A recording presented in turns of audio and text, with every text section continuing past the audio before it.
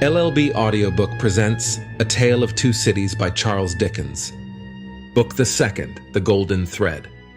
Chapter 23, Fire Rises.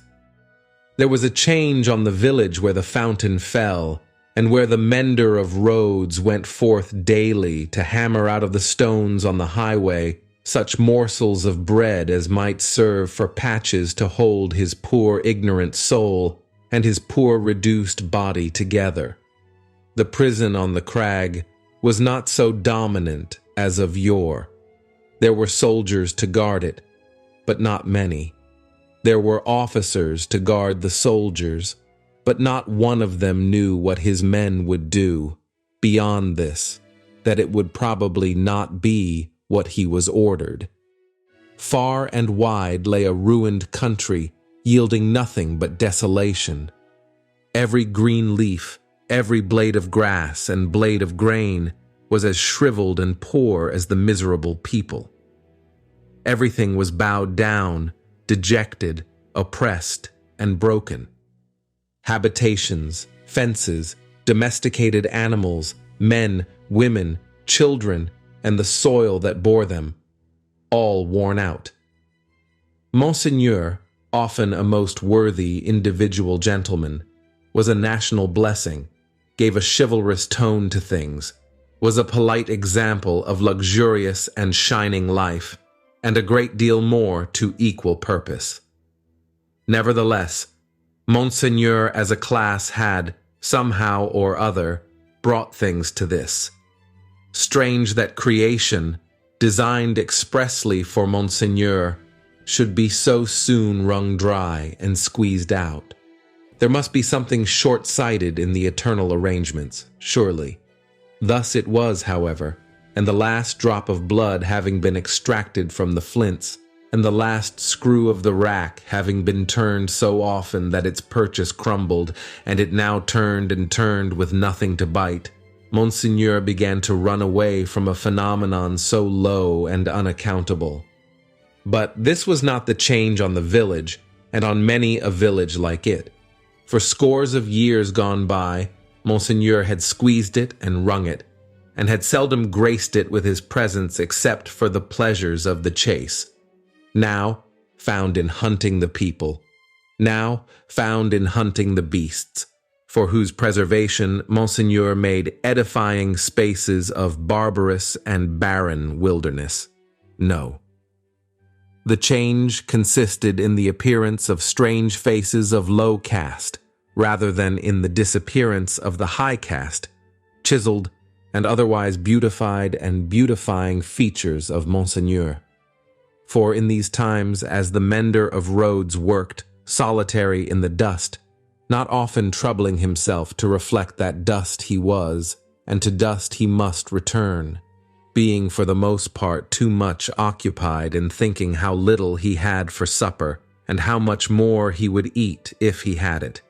In these times, as he raised his eyes from his lonely labor and viewed the prospect, he would see some rough figure approaching on foot, the like of which was once a rarity in those parts, but was now a frequent presence.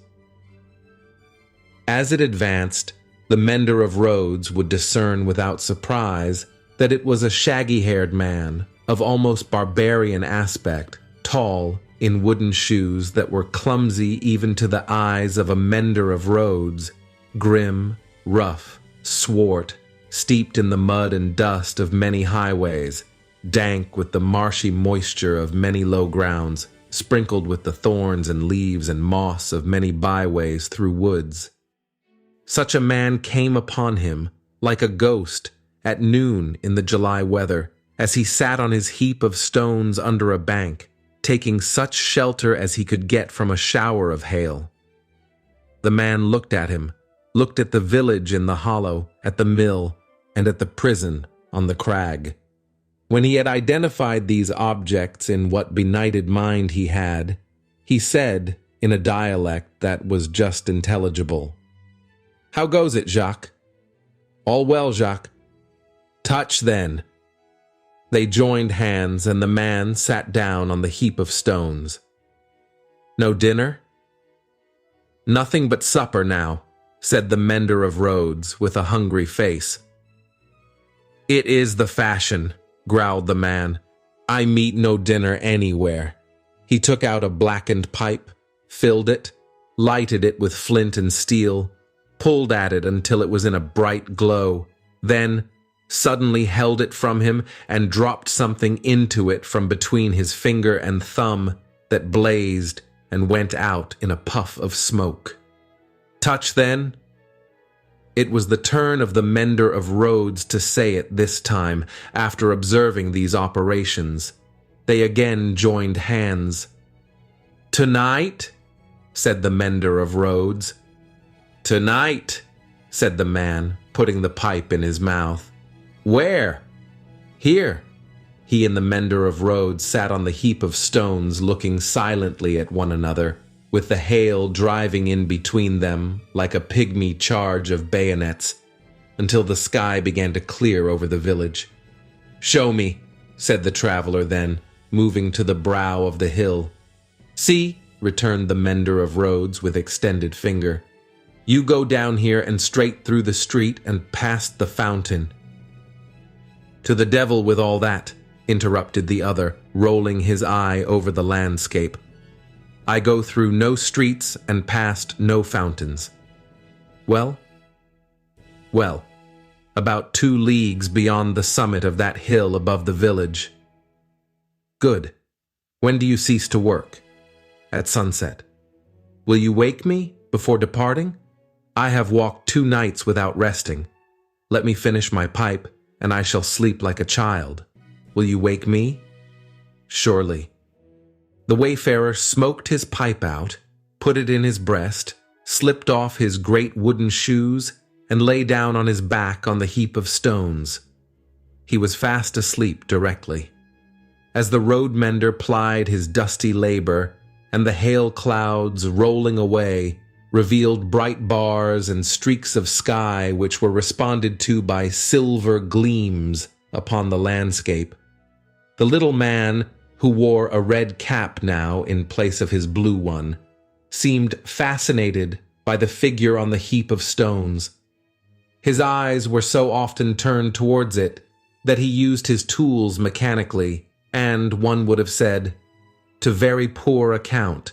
The bronze face, the shaggy black hair and beard, the coarse woolen red cap, the rough medlay dress of homespun stuff and hairy skins of beasts, the powerful frame attenuated by spare living, and the sullen and desperate compression of the lips in sleep, inspired the mender of roads with awe. The traveler had traveled far, and his feet were footsore, and his ankles chafed and bleeding. His great shoes, stuffed with leaves and grass, had been heavy to drag over the many long leagues, and his clothes were chafed into holes, as he himself was into sores. Stooping down beside him, the road mender tried to get a peep at secret weapons in his breast or where not, but in vain, for he slept with his arms crossed upon him and set as resolutely as his lips. Fortified towns, with their stockades, guardhouses, gates, trenches, and drawbridges, seemed to the mender of roads to be so much air as against this figure. And when he lifted his eyes from it to the horizon and looked around, he saw in his small fancy similar figures stopped by no obstacle, tending to centers all over France. The man slept on, indifferent to showers of hail and intervals of brightness, to sunshine on his face and shadow, to the paltering lumps of dull ice on his body and the diamonds into which the sun changed them, until the sun was low in the west and the sky was glowing. Then, the mender of roads, having got his tools together and all things ready to go down into the village, roused him. "Good," said the sleeper, rising on his elbow. 2 leagues beyond the summit of the hill?" "About. Good." The mender of roads went home, with the dust going on before him according to the set of the wind, and was soon at the fountain, squeezing himself in among the lean kine brought there to drink, and appearing even to whisper to them in his whispering to all the village. When the village had taken its poor supper, it did not creep to bed, as it usually did, but came out of doors again, and remained there. A curious contagion of whispering was upon it, and also, when it gathered together at the fountain in the dark, another curious contagion of looking expectantly at the sky, in one direction only. Monsieur Gabelle, chief functionary of the place, became uneasy, went out on his housetop alone, and looked in that direction too.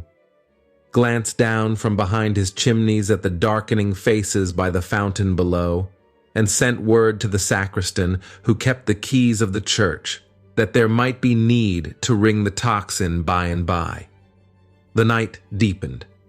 The trees environing the old chateau, keeping its solitary state apart, moved in a rising wind, as though they threatened the pile of building massive and dark in the gloom.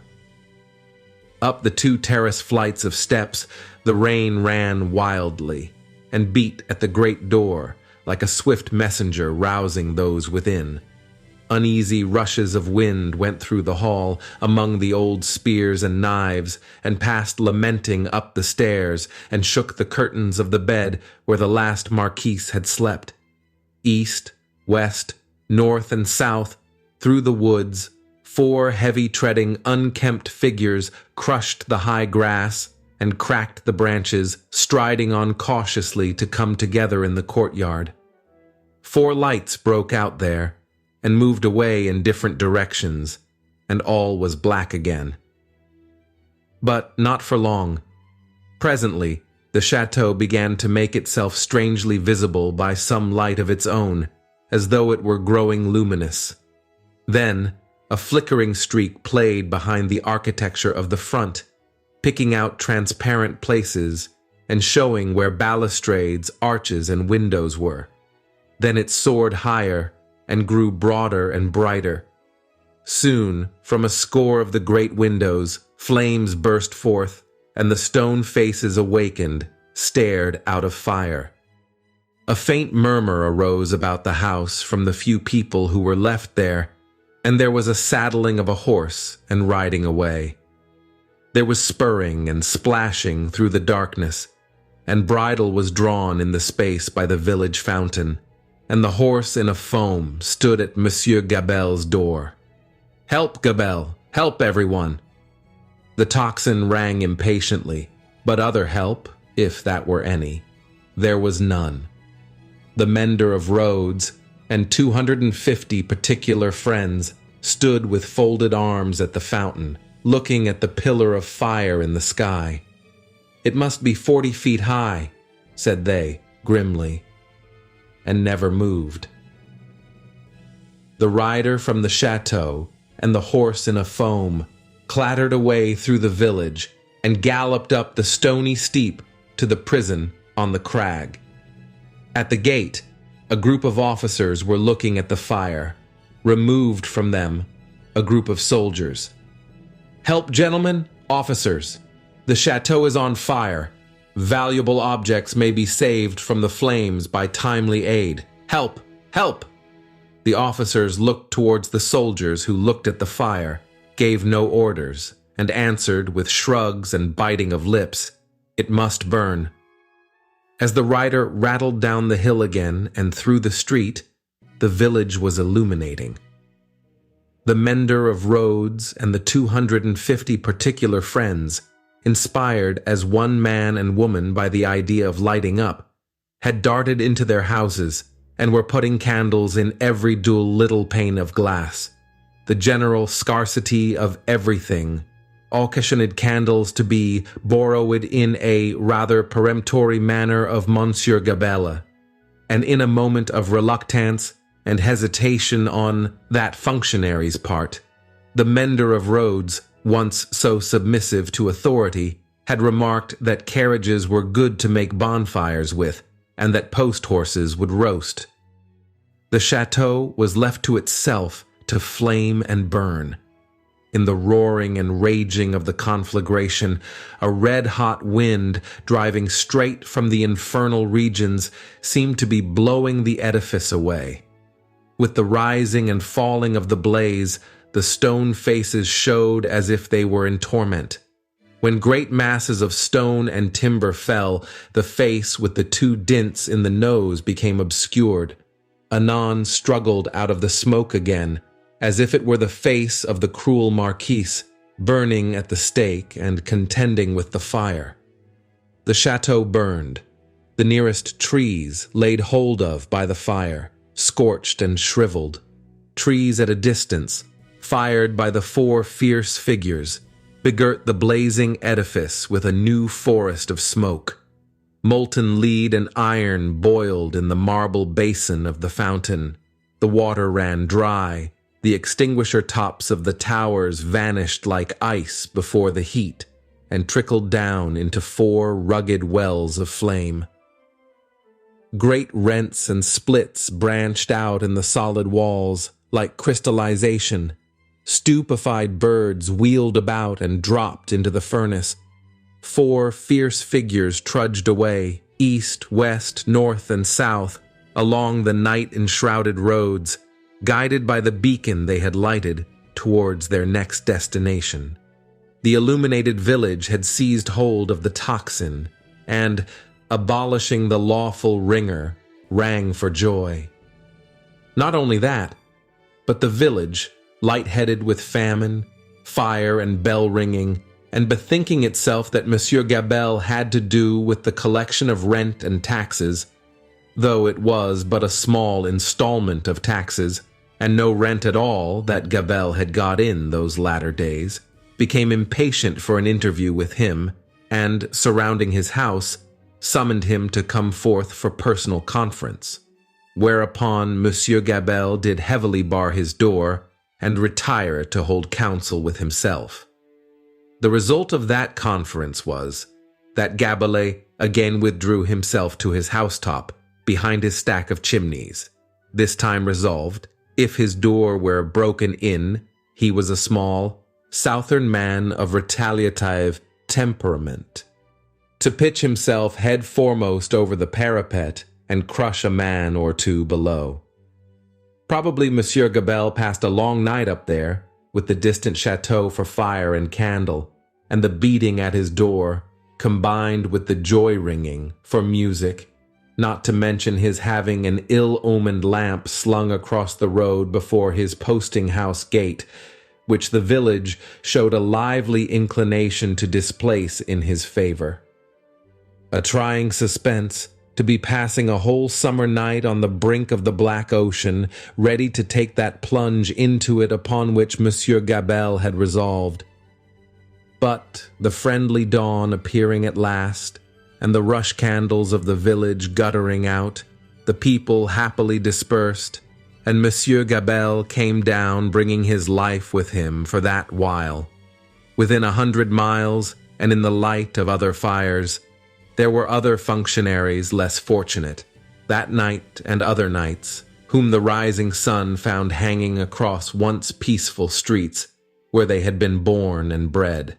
Also, there were other villagers and townspeople, less fortunate than the mender of roads and his fellows, upon whom the functionaries and soldiery turned with success, and whom they strung up in their turn. But the fierce figures were steadily wending east, west, north, and south, be that as it would, and whosoever hung, fire burned. The altitude of the gallows that would turn to water and quench it, no functionary, by any stretch of mathematics, was able to calculate successfully.